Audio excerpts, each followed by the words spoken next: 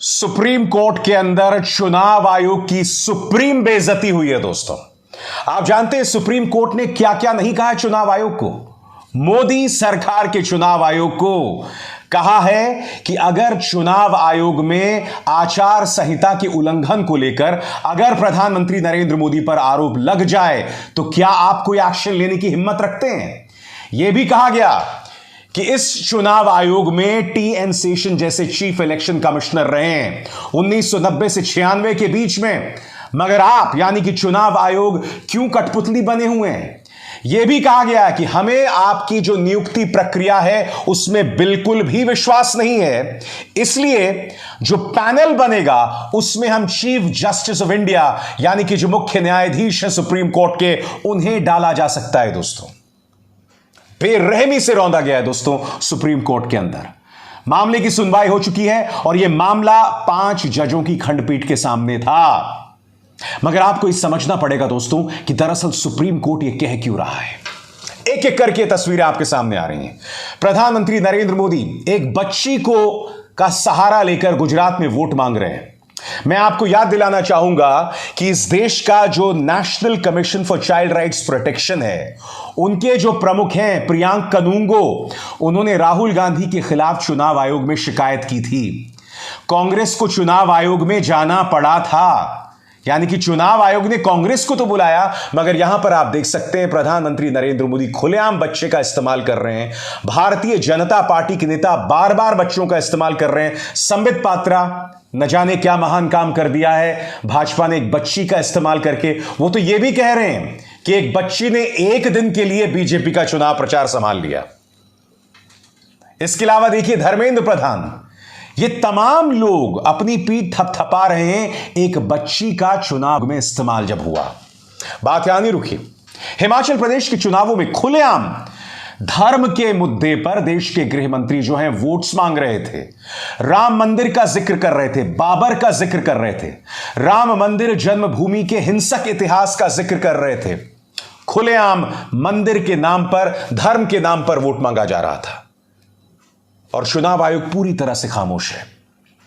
इस वक्त supreme court में उसी मुद्दे को लेकर बहस हुई। बहस खत्म हो गई है दोस्तों। मैं आपको बताना चाहूंगा कि फैसला सुरक्षित रखा गया है और यही नहीं, आपकी स्क्रीन पर यह है एक चुनाव आयुक्त। आज सुप्रीम कोर्ट ने पूछा इनकी इतनी जल्दी नियुक्ति क्यों हो गई, आखिर क्या जल्दबाजी थी, प्रधानमंत्री नरेंद्र मोदी ने इतनी जल्दी क्यों दस्तखत कर दी इनके फाइल पर।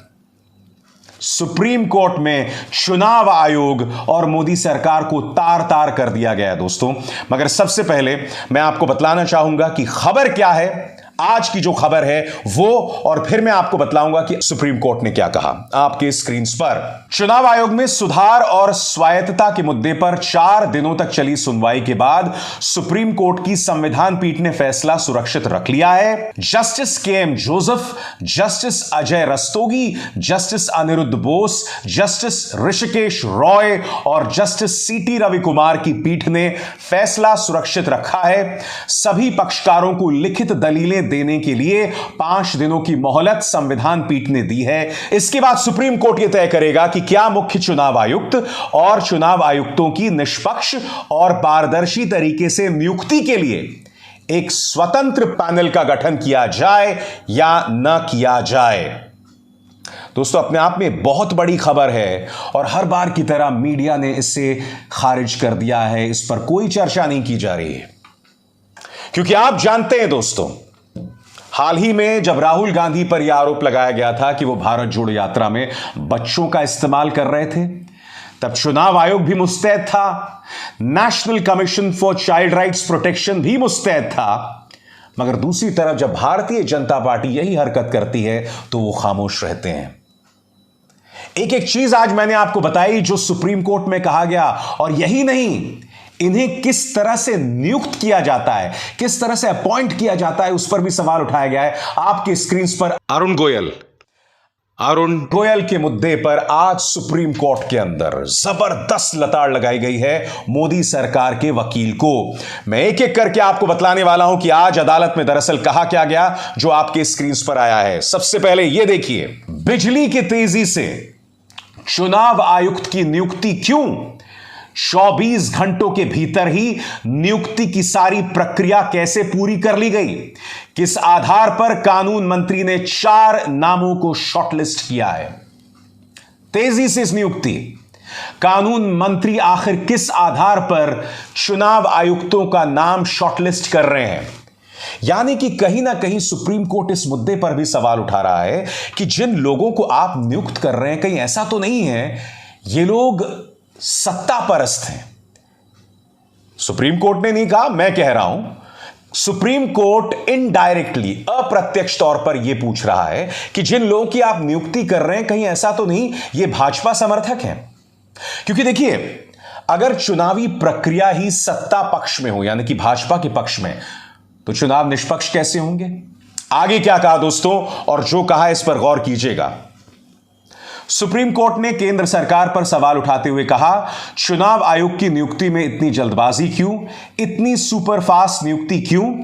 जस्टिस जोसेफ ने कहा, 18 तारीख को हम इस मामले की सुनवाई करते हैं, उसी दिन आप फाइल पेश कर आगे बढ़ा देते हैं, उसी दिन प्रधानमंत्री उनके नाम की सिफारिश करते हैं, यह जल्दबाजी क्यों? 18 तारीख, हाल ही में जब इस मामले की सुनवाई हो रही थी। सबसे अजीबोगरीब बात यह है दोस्तों कि देश के प्रधानमंत्री को पता था कि इस मामले की सुनवाई जो है सुप्रीम कोर्ट में हो रही थी, मगर उन्होंने आओ देखा ना ताओ, उन्होंने सीधे उनकी नियुक्ति पर मोहर लगा दी। मैं सवाल पूछना चाहता हूं, जब प्रधानमंत्री को पता था नियुक्तियों के मुद्दे पर सुनवाई हो रही है, चुनाव आयोग पर गंभीर सवाल हो रहे हैं, तो उन्होंने इतनी आसानी से आखिर क्यों उस नियुक्ति पर अपनी मोहर लगा दी? आखिर क्यों अरुण गोयल की नियुक्ति पर मोहर लगा दी? आगे क्या कहा गया है आपके स्क्रीन पर। जस्टिस अजय रस्तोगी ने कहा, यह वैकेंसी 6 महीनों के लिए थी, फिर जब इस मामले की सुनवाई अदालत ने शुरू की तो अचानक नियुक्ति क्यों? बिजली की गति से नियुक्ति क्यों? जस्टिस अजय रस्तोगी ने इतनी तेज रफ्तार से फाइल आगे बढ़ाने और नियुक्ति हो जाने पर सवाल उठाए और कहा कि 24 घंटों में ही सब हो गया। इस आपाधापी में आपने कैसे जांच पड़ताल की? बात यहां नहीं रुकती है। सुप्रीम कोर्ट ने यह भी सवाल किया कि अगर प्रधानमंत्री नरेंद्र मोदी पर, या कहा जाए प्रधानमंत्री पर, कोई आरोप लगे तो क्या चुनाव आयोग उन पर एक्शन ले सकता है? कायदे से इसका जवाब मौजूद है जो मैं आपको आगे जाके बतलाऊंगा, मगर कोर्ट ने क्या कहा आपके स्क्रीन पर। सुप्रीम कोर्ट ने निर्वाचन आयोग की स्वायत्तता पर सवाल उठाए, पूछा किसी पीएम पर आरोप लगने पर एक्शन लिया है? संविधान पीठ में जस्टिस जोसेफ ने टिप्पणी की कि हमें मौजूदा दौर में ऐसे चीफ इलेक्शन कमिश्नर की जरूरत है जो प्रधानमंत्री के खिलाफ भी शिकायत मिलने पर एक्शन ले सके। मान लीजिए किसी प्रधानमंत्री के खिलाफ कुछ आरोप लगे और निर्वाचन आयोग यानी सीईसी को कार्रवाई करनी हो, लेकिन आयोग और सीईसी अगर कमजोर घुटने वाले हों तो क्या यह मुमकिन होगा? मैं माननीय सुप्रीम कोर्ट को इस व्यक्ति की याद दिलाना चाहूंगा। अशोक लवासा चुनाव आयुक्त थे। आरोप प्रधानमंत्री नरेंद्र मोदी और गृह मंत्री अमित शाह दोनों पर लगे थे। प्रधानमंत्री नरेंद्र मोदी खुलेआम चुनावों के अंदर पुलवामा के मुद्दे पर वोट मांग रहे थे। अशोक लवासा इस मुद्दे पर उन पर कार्रवाई करना चाहते थे।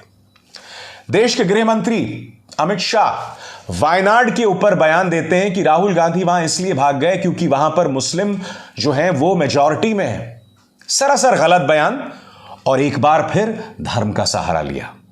इन दोनों मुद्दों पर अशोक लवासा उन पर एक्शन लेना चाहते थे माननीय सुप्रीम कोर्ट, मगर हुआ क्या? उनके जो रिश्तेदार थे उन पर इनकम टैक्स विभाग ने दबाव बनाया, रेड्स मारी गईं। यह बात अलग है कि उन तमाम मामलों में उनके रिश्तेदार दोषमुक्त हो गए, बरी हो गए।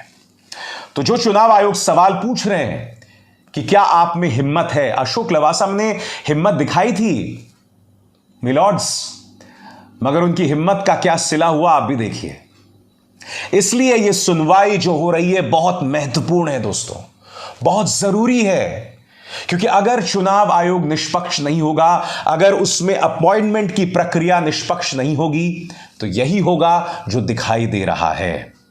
चुनाव आयोग ने, भारतीय जनता पार्टी ने जिस तरह से गुजरात और हिमाचल के चुनावों में चुनाव आचार संहिता की धज्जियां उड़ाई हैं, उस पर आंखें मूंद ली हैं।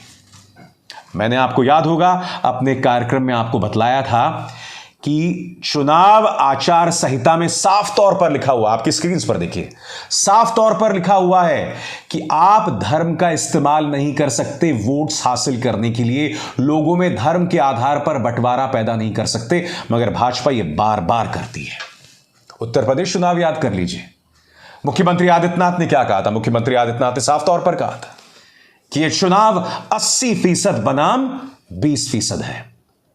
इसलिए सुप्रीम कोर्ट में यह जो सुनवाई हुई, जिसका फैसला अब सुरक्षित रख लिया गया है, वो इतना महत्वपूर्ण है। दोस्तों, याद किया गया इस शख्स का, टीएन शेषन, जो 6 साल तक चीफ इलेक्शन कमिश्नर थे, 6 साल तक। मगर आप जानते हैं, दिलचस्प बात यह है कि जब से प्रधानमंत्री नरेंद्र मोदी देश के प्रधानमंत्री बने हैं, चुनाव आयोग में एक भी व्यक्ति अपना कार्यकाल पूरा नहीं कर पाया है। ये लोग अमूमन ऐसे लोगों को चीफ इलेक्शन कमिश्नर बताते हैं जो 1 या 2 साल के लिए रहते हैं। किसी ने 6 साल पूरे नहीं किए। कोई चाहकर भी अपनी छाप नहीं छोड़ सकता। मैं आपसे सवाल पूछना चाहता हूं, ऐसे व्यक्ति को आखिर क्यों नियुक्त नहीं किया जाता जो पूरे 6 साल दे पाए, जो स्वतंत्र हो, जिस पर किसी तरह से भाजपा का दबाव ना हो? टीएन शेषन का जिक्र करते हुए अदालत ने यह भी कहा, जैसा कि आप एबीपी न्यूज की इस खबर में देख रहे हैं, कि चुनाव आयोग कहीं ना कहीं सत्ता पक्ष के हाथों कठपुतली बन गया है। किस किस तरीके से आज जलील नहीं किया गया है, कठपुतली बताया गया। यह भी कहा गया कि क्या आप प्रधानमंत्री पर एक्शन ले सकते हैं अगर उन पर कोई आरोप लगे। मगर मैं दावे के साथ कह सकता हूं, इतना बड़ा दिन था, पिछले 2 दिनों से इस मुद्दे पर बहस चल रही है, मगर कोई भी मीडिया न्यूज चैनल इस पर प्राइम टाइम डिबेट्स नहीं करेगा। प्राइम टाइम डिबेट वही कचरा मुद्दों पर होगा जैसा कि कल शाम को हुआ था। यह देखिए आपके स्क्रीन पर किन मुद्दों पर डिबेट हो रहे थे। शर्म मगर इनको आती नहीं। अब विशाल शर्मा को दीजिए इजाजत। नमस्कार। स्वतंत्र और आजाद पत्रकारिता का समर्थन कीजिए, सच में मेरा साथी बनिए। बहुत आसान है दोस्तों, इस ज्वाइन बटन को दबाइए और आपके सामने आएंगे ये 3 विकल्प, इनमें से एक चुनिए और सच के इस सफर में मेरा साथी बनिए।